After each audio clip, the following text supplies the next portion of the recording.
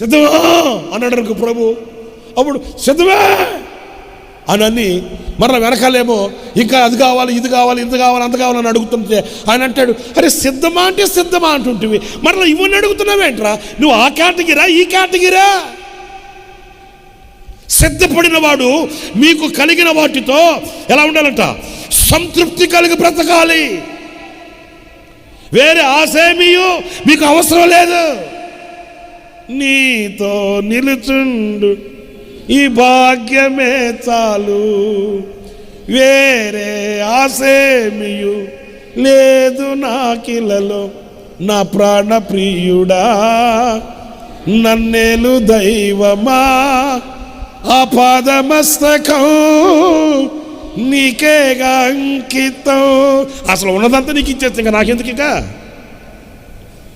అసలు నేనే నీ వాడనైతే